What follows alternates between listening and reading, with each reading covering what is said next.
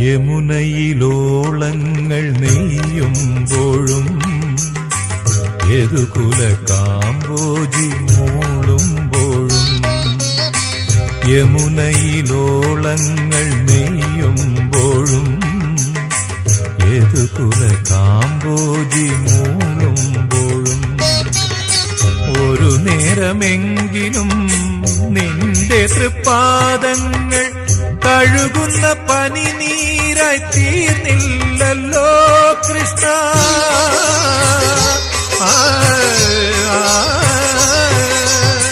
ഹൃദയത്തിൻ സംഖിൽ ഞാൻ വാർന്നില്ലല്ലോ, അപ്പോഴും നീ കള്ളച്ചിരി ചിരിച്ചു, അവിൽ പൊതിയഴിച്ചു, പുണ്യം പങ്കുവച്ചു. അണിവാകച്ചാത്തിൽ ഞാൻ